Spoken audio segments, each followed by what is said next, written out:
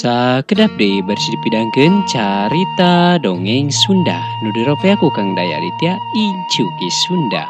Wilujeng wayah kieu wae wilujeng ngadangukeun. Marangga atuh baraya ka parayun sadayana.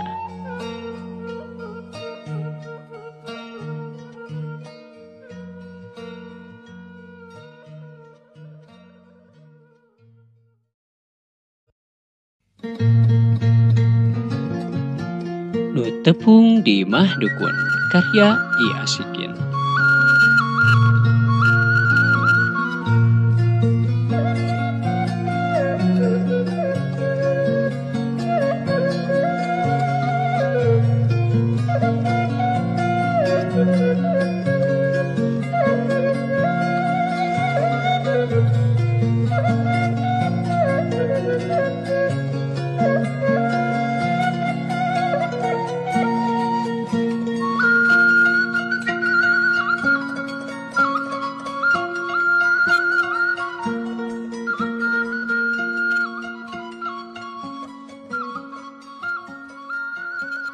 Sabada ngararaas di walungan Cisungkan, lempang teh naik deui nanjak di tanjakan baeud.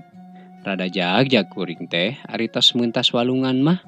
Ari suku nu ti tadi geus digugusur dina jalan koral teh anu gariha jeung loba barangkal teh ari tos kacayan mah rada teu pareurih teuing karasana. Lumayan kuring lempang teh turun unggah aya kana 7 kilo mah. Ari batina tiban nganah nae bae. Kukuring dirarasakeun sambari harita teh ngurutan dampah suku jeung bitis. Malahan mah kukuring teh dikompres ku cai lebu anu rada hanet. Tapi ari hate ngan galecok bangun uleh ku heran, ngaheran-herankeun kaki sobat kuring nu baheula. Nah, ayeuna mah manehna teh bet jadi dukun sagala. Nya henteu loba catur deui atuh harita kukuring ditanyakeun ka manehna. Nya pas manehna ditanya kukuring teh, manehna oge ngajawab seperti kieu. Ah, teu kudu heran euy. Dewek mah ngadukun soteh ngamapatkeun situasi we. Pokna bari ngasongkeun lahang dadakan ka kuring. Uyup geratah, bir cap kawung, seger gerawayah kieu mah. Lahang tina panci harita dicicikeun kana gelas. Nya regot teh kukuring diinum, beak kana 2 gelas mah. Atuh eureuleu we kuring teu teurab. Nikmat pisan karasana. Lain eta Kang maksudna ngamapatkeun situasi kumaha ieu teh? Kuring nanya deui ka manehna. Menika ku belot si laing mah euy. Kawas lain orang kota bae. Ayeuna teh pan zaman edan, loba nu marabok, mabok kakawasaan, mabok kauntungan, geura tenjo we ku si laing. Ari geus kitu kumaha? Pan urang oge sahenteuna kudu milu untung. Pan ayeuna mah usum pamerataan lain. Tah ku carana kieu teh, ku jalan ngadukun teh berkah hirup kuring ayeuna mah kakeceretan ku rezeki tinu baleunghar teh. Ari kuring harita teh dibere jawaban seperti kitu kur bisa ngahulang bae. Can ngarti kana maksud ki sobat teh. Lain euy. Teu nyangka saeutik-eutik acan kuring mah yen poe ieu rek anjangan ku si laing. Rek we atuh pikir dewek geura mumbara di dieu geus puluhan tahun henteu mah. Karek ayeuna pan si laing ngelol ka dieu teh. Nya Kang, rumasa tina kitu mah kuring teh karek ka dieu. Tapi lain teu hayang pan panggih jeung Akang teh. Ngan nya kitu teh we geuninganan ari hirup mah teu boleh rea ku pangabutuh. Malahan mah Kang ayeuna oge ka dieu teh kuring mah sanyana rek minta tulung ka Akang. Percaya da kuring oge euy. Biasana nu datang ka dieu mah jelema anu aya pangabutuh nu teu bisa diakalan ku jelema pinter. Malahan masa temanna basa si laing bepuntenan teh sangkan dewek mah maneh teh awewe anu kungsi 2 kali datang ka dieu euy. Tapi teu nyangka geuning si laing nu datang. Kitu pokna manehna ngomong ka kuring. Ari ngomong kitu teh manehna sambari ngusiwel ngaluarkeun buku tina sakuna anu dibungkus ku plastik leutik. Tah geura euy, ilikan ieu teh ngaran-ngaran jelema. Anu sakabeh datang ka dieu ku kuring ditulis ti mimiti ngaran, alamat, tanggal ka dieu jeung tanggal iraha manehna kudu balik deui ka dieu.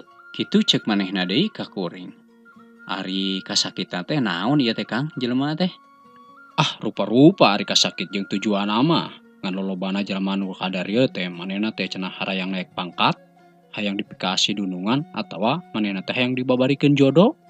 Kitu pokna cek manehna deui ka kuring. Malum tuh da euy, jelema nu teu normal jiwana mah kahirupana ge kalah-kalang kabut. Tapi da sok calager meureun nya. Ah nyaho teuing cager jeung henteu mah. Ari kuring mah seja ikhtiar we. Tapi da ku kituna mah pasien teh beuki dieu teh beuki loba wae nambahan ka kuring. Beureunan sing horeng pabeja-beja jiga nama. Ngadenge jawaban seperti kitu, nya manehna jeung kuring oge seri leutik ngabandungan para polahna jelema. Geuning teh sidik mah nya Kang paciwit-ciwit lutung, tos nyiwit teh diciwit deui. Nya kadituna mah tas nipu teh ditipu deui meureun nya ari kitu mah. Ah teuing atuh hari kitu mah, ceuk manehna deui ka kuring. Ari si laing euy rek naon datang ka kuring? Lain kuring teh boga tanah. Hayang cak ngewok mah, tapi da tujuanna mah teh hayang dipelakan jeruk. Ngan bejana we di dieu cenah sok ngajualan bibitna kitu, mata kuring teh datang ka dieu. Ngadenge jawaban kuring seperti kitu, manehna kalakah seuri. Mending gagak henteu mah. Eta euy, panya teh si laing kos nu sejen, rek ngadon tatamba. Ari kira-kira butuh bibit jeruk mah tuh nanyakeunana kudu kasih kaslan, sugana aya keneh eta ge. Ngomong kituna teh, manehna bari cengkat. Tuluy we ngagorowok ka anakna, anu kabeneran imahna teh aya dipelebah-lebahkeun imah manehna. Harita manehna ngagoroan anakna tina janela.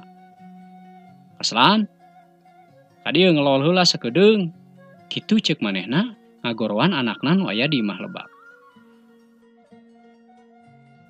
Aya naon, Pak? Lain eta euy, bini jeruk teh aya keneh. Aya, Pak.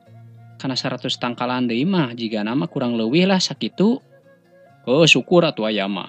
Agehan we anu baradagna unggul, ieu keur kirimeun ka urang dayeuh. Kitu ceuk sobat ka anakna.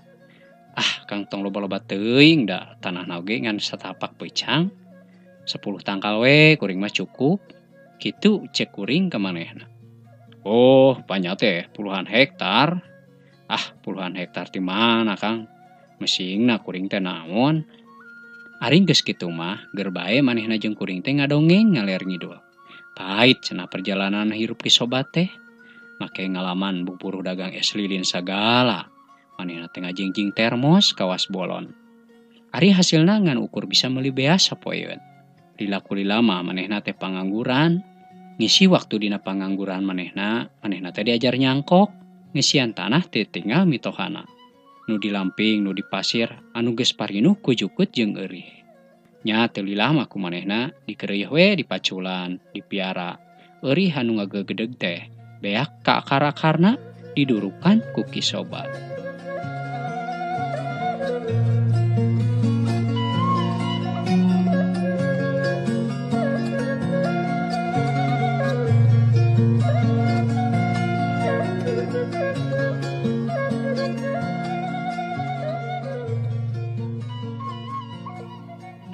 Sanggeus tanah teh tinggal mitoha teh kumanehna kagarap, tuluy kumanehna teh diajaran dipelakan ku jeruk.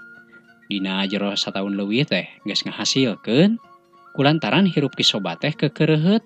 Atuh ayeuna mah manehna ge geus boga kebon jeruk sorangan. Jeung kacidalagana deui sakitu mah keur ukuran kebon jeruk teh. Aya kana 2 hektar mah. Ari geus net-netan kitu mah, geur bae manehna teh pada ngomongkeun yen ki sobat teh sabenerna mah hirup bisa maju teh alatan manehna sok tatamba ka dukun, daek tatanya kanu aruninga kitu basana mah. Teu kapalang manehna teh disangka munjung sagala cenah ka gunung. Ari ngadenge babasaan seperti kitu mah ki sobat terambil pusing, nya manehna mah kalah ngahajekeun bae. Malahan mah manehna sorangan ayeuna nu jadi dukun. Kapalang disangka goreng cenah. Ceuk manehna ka kuring.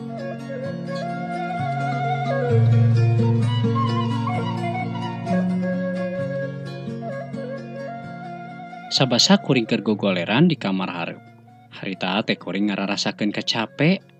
Jol kadenge di luar aya sora awewe anu pupuntenan ka imah ki sobat. Sumuhun mang ngalingih Neng, diantos-antos ti tadi malahan ku bapa teh. Kitu pokna ki sobat kata tamu. Aduh, hapunten pisan Bapak. Nu mawi atuh da mobilna mogok. Dugi ka pamegatan teh ningana sabaraha kali riren. Dupi embina ka mana nya? Semah nanya kaki sobat. Wah biasa, himbina mah di dapur we. Komo ayeuna mah dukakeun ngadamel naon? Dupi kitu mah panginten bade permios heula bade bade masihan oleh-oleh sakedik. Kitu pokna sembari manehna terengku sopan, leumpang muru ka dapur. Bangun geus apal pisan kana eta tempat teh. Ari ki sobat, harita asup ka kamar anu deukeut jeung kamar nu dicicingan ku kuring. Teu lila harita teh kadenge semah jeung pribumi ngararomong di kamar paragi ritualna ki dukun meureunna. Oh kumaha ayeuna teh tuang raka teh ieu? Numawi nyata Pak, bet kitu wae geuninganan. Nya seueur we nu sirik panginten, malahan mah dibarengan ku fitnah sagala ayeuna teh. Teu kaop aya nu maju geuninganan bangsa urang mah. Ayeuna teh bade dialihkeun di pengbagian anu garing pisan. Ke. Maksud si Nyai teh garing kumaha? Sumuhun garing maksud teh teu cikruh sapertos dipayun geuninganan. Kutan nganggo aya istilah garing sagala aya namanya usaha teh. Sumuhun Pak, panti payun mah pun lanceuk teh kalarasan dipercanten nyaeta nyepeng bagian patempatan pagawe. Ari ayeuna geura keur dipercanten bagian arsip. Pan ngagajelokna ge sanes lumayan. Ari ki dukun manehna unggut-unggutan harita teh tandana ngarti meureun kana maksud anu diobrolkeun ku awewe ngora teh.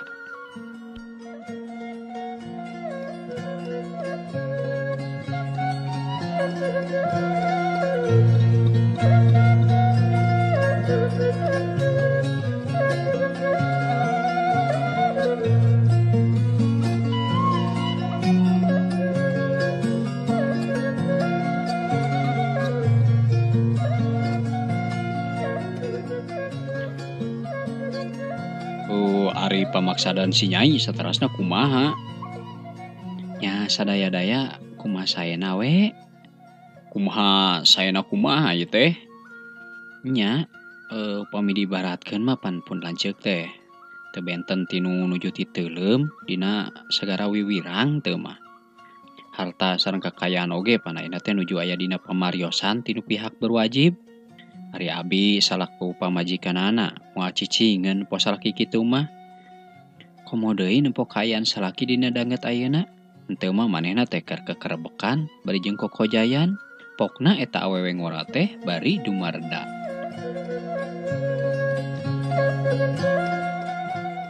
Leres Nyai kitu. Di lain-lain ge Nyai mah istri satia, kayung yun keur geulis teh. Kitu ceuk ki sobat ka awewe ngora teh. Nya kitu musik dina pewayangan mah si Nyai teh Sri Kandi nya Abah. Kitu ceuk pamajikanana ki sobat teh. Milu nimrung manehna ge da harita kadenge pisan jelas ngobrolna. Pan bareto mana pan si Neng ka dieu teh minta tulung dumeh tuang rakana palai dialihkeun kana bagian nu seueur penghasilan cenah. Areuna gerang geus laksana, malahan mah geus beunghar ka tempona oge. Tuang rakana kalaka nyelewer, kagungan nu anom. Tapi sok sanajan kitu polahna eta tuang raka teh geuninganan si Nyai mah tetep bela jeung satia. Kumaha deui ayeuna tuang raka teh keur kalebuh. Neng keneh anu repot jeung nu rek bebela teh. Kitu pokna ceuk ki sobat ka tamuna. Ari tina bilik nu melenge katara semah teh nyusutan Cipanon ku sapu tangana.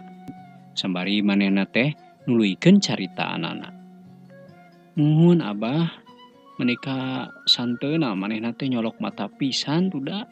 Harita mah manehna teh kawinna teh jeung pagawe bawahanana anu memang jeung abdi oge parantos wawuh eta awewe teh.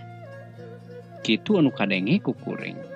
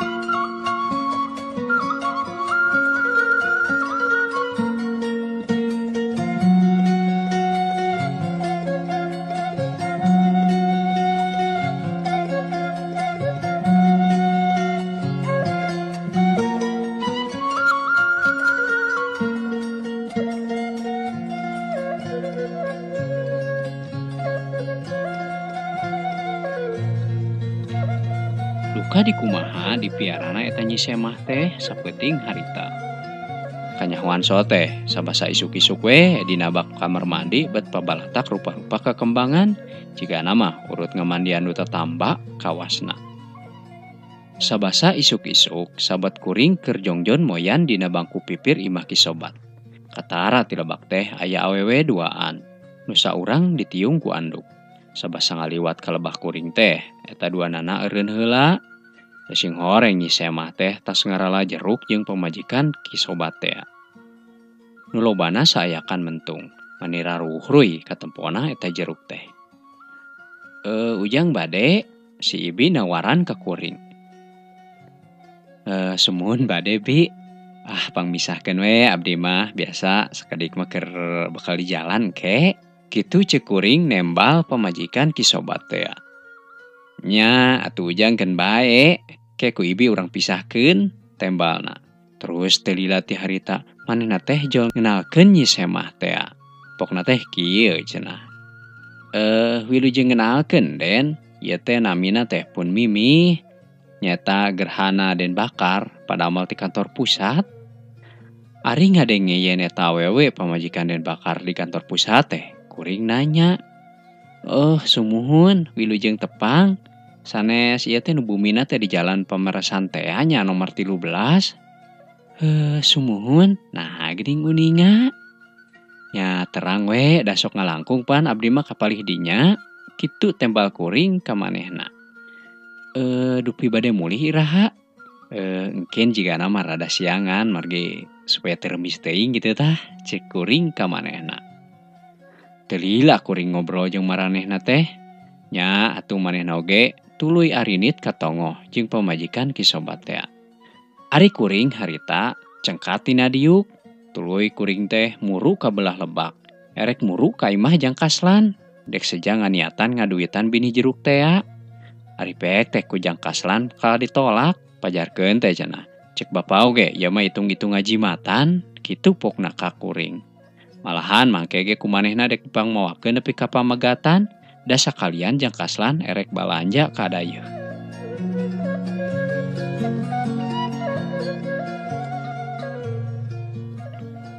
Sakira wanci jam 8 isuk-isuk. Sanggeus sarapan kuringnya pambitan. Nu tadina mah rencana terek balik nyorangan. Tapi bet jadi duaan geuning. Da kusabab Neng Mimi oge ngilu balik. Nurut ludeung cenah. Ujang kade nya ieu mi HP. Cek pamajikan kisobat ka kuring. Sambari manehna teh seri. Keun bi lah sing percaya ka kuring. Kitu ku kuring ditembal teh. Ari di jalan, mimiti mah pabetem-betem kuring jeung manehna teh. Nu kadenge ngansor sapatu we dina jalan koral anu garihal. Ari kuring jeung manehna bisa leumpang-leumpang soteh, bobohan we nutur-nutur tapakan nu geus lidig urut batur. Ari nu saterusna mah babaduyan we mapay jalan satapak. Manehna ti heula kuring pandeuri. Duh, ieu teh mudun kumudun nanya Kang, matak ti kusruk. Kaditukeun nanjak menika cidang ngahegakna. Kitu ceuk Neng Mimi ngamimitian muka carita. Nya kitu teh Neng. Di dunia mah pan teu aya nu langgeng, ceuk kuring nembal ka manehna. Nya Kang, ream nya mun unggal dinten kedah ka dieu. Teu cara di kota pan tutumpakan burber indit ka ditu ka dieu ge babari. Puguh oge Neng. Da ai kota mah pan keur jelema nu senang, nu seueur artos. Ari keur pasisian model kieu mah keur jelema nu jiwana parantos tentrem, teu galider ku titinggalan, ku dadanguan, anu sok ngarobeda, ceuk kuring ka manehna. Dupi bapa teh teu damang naon, manehna nyebut bapa ka kuring. Berekah teu kuna naon abdi mah. Geuning ngresakeun kaki dukun. Muhun, ngan abdi mah da sanes tetamba. Ngan ieu we butuh ku binih jeruk. Manawi teh manawi kumaha? Nya manawi teh sapertos abdi kitu tembalna. Teu hayang tatalepak kuring teh da peuting ge sabenerna mah geus ngadenge. Ari sasingkatna ieu carita, harita teh beak tanjakan baeud.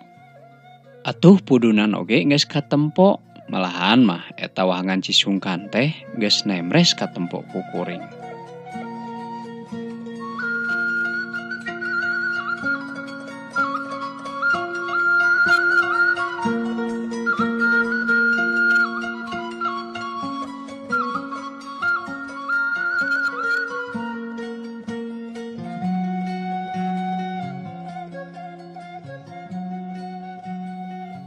Sanggeus saya di sisi wahangan Cisungkan, harita teh kuring singkil, malarkeun calana supaya teu kabaseuhan. Ari manehna mah cukup kunyingsatkeun rokna bae, digilingkeun kana luhureun tuurna. Dicekelana teh ku leungeun kencana. Ari leungeun katuhuna mah dipake nyekelan kantong ku manehna teh. Ari wahangan Cisungkan teh di sisi mah ngan ukur nengahan bitis, nya ari geus ka tengahna mah ukur tiban semet tuur. Cai satoro jolna ti leuweung teh atuh ngagencelang kacida cenemrang herang. Eta wahangan teh katempona menika dasarna pisan. Tingko lebat beunteur jeung parai kagamahan ku kuring jeung manehna nu keur meuntas. Nyorang wahangan Cisungkan paduduan, teu aya jalma nu ngaliwat. Nya ari pas pelebah nu jero mah neng mimih oge menika ti pepereket nyakelan kana pupeuteyan leungeun kuring. Malahan makalangkang pingping nu mulus teh kuat kokolebatan dina cai, saban ngalengkah oge katempo bae. Hanya kala awewe deungeun. Bareng geus nepi ka peuntas, reg ngarandeg. Pas pisan dina pelebah batu nu nemrak. Nya pelebah dinya sukuna nu baraseuh teh disusutan ku manehna ku sapu tangan. Sanggeus nyorang wahangan Cisungkan mah, ayeuna mah jalan teh geus tinggal datarna. Malahan mah kenca katuhun jalan teh pinuh ku pahumaan. Anu parena teh garek kumunda katempona oge. Tinggal leber di dinya teh tikukur kagerewahkeun ku kuring. Diselang-selang oge kucing torolongna puyuh anu meuntasan jajalaneun. Duh, ku sayeuna we aya rencang. Upami nyorangan mah moal wantun, abdi teh ngalangkung ka dieu saleresna mah. Komo daerah nu palih payuna mah menika caneom kapilarina ge. Kitu ceuk manehna muka deui carita. Dupi kamari sareng saha ngalangkung ka dieu teh? Nya sareng rombongan nu tos balanja ti dayeuh tembalna. Sabasa reureuh dina catang sisi jalan, manehna nanya, "Dupi akang teh tos kagungan putra?" "Ah, putra ti mana, Neng? Bojo ge teu acan gaduh." "Ah, nya Kang nu leres. Leres pisan akang mah teu acan." "Paingan atuh." "Paingan kumaha?" "Nya paingan basa abdi ngiring muntang ka salira meni ngadeg-deg." Kitu pokna teh. Sambari nyusutan kesang anu ngagarajag. Saleresna mah Neng, kapungkur teh kantos abdi ge ngarencana gaduh bojo. Malahan mah parantos saprukeun pisan kana akad nikah teh. Dumadakan atuh da kalah kabujang disamber heulang. "Paingannya," saur sepuh, "bojo mah gegeberan pati." Kitu ceuk kuring ka manehna. "Disamber heulang kumaha maksudna teh Kang?" "Nya dikawin ku dununganana." "Leuheung mun awet mah, ieu mah pan teu acan sasasi-sasasi acan parantos dipirak deui geura." "Kutan ku dununganana nya." "Muhun ku dununganana." "Duh kuteung teuingeun nya Kang. Dupi ngantorna di palih mana pigarahaeun teh?" "Nya eta sakantor sareng caroge Neng di kantor pusat sami." "Saha jenengan istrina teh Kang?" "Nya ai wastana mah Narti. Ari bebengok lalaki anu ngarurujitna mah katelahna teh si Bakar." Ceuk kuring ngabudalkeun ka keuheul. Dikitukeun teh katara Neng Mimi harita beungeutna menika nyiak asak beureum. Teu karasa ayeuna mah waktu teh geus nepi deui ka pamegatan. Kasampak harita teh aya Ki Kaslan anu keur nyanghareupan cikopi di warung sangu. Ari binih jeruk mah cenah kumanehna geus dipernahkeun dina bahasi mobil. Anu keur ngajaluk jeruk megat muatan. Pohara kuring ngarasa bungahna. Kusabab geus dibere binih jeruk. Mangkaning ieu mah jeung dipangmawakeun sagala deui. Ngaraskeun meureun Ki Sobat teh ka kuring, da nyahoan kuring mah lain tukang angkat jungjung. Ari Ki Kaslan rek diburuhan teh, kala dikepehkeun, kawasna mah dicarek ku bapana. Sabot manehna keur balangah ngan beus wae ku kuring teh diasupan rokok 2 bungkus kana saku calanana. Ari di sapanjang perjalanan dina jero mobil teh kawas nu teu pista. Ari Neng Mimi mah da kabeneran diukna teh dihareup ngan ari kuring mah diukna teh deukeut bahasi. Malahan mapasedak-sedak pisan jeung bandar cengek. Katempo tina kaca spion beungeut Neng Mimi. Menika reuy hate teh malik cua ka manehna. Kusabab nganaha-naha boga salaki nu ngabuaya make hayoh bae ditetamakeun ka Ki Dukun. Padahal mah tuh antepkeun bae we boga salaki kitu mah cenah jadi pangisi bui kitu kahayang teh. Cak garapan carita pondok anu judulna Nu Tepung di Imah Dukun karya I Asikin teh parantos rengse. Hatur nuhun pisan ka baraya Incuki Sunda di mana wae ayana, mudah-mudahan sadayana sing aya dina Ginanjar kawilujengan. Panginten dicekapkeun sakitu wae, sim kuring pun Daya Aditya pamit tur undur diri, wabillahi taufik wal hidayah. Wassalamualaikum warahmatullahi wabarakatuh. Hatur nuhun. Permios.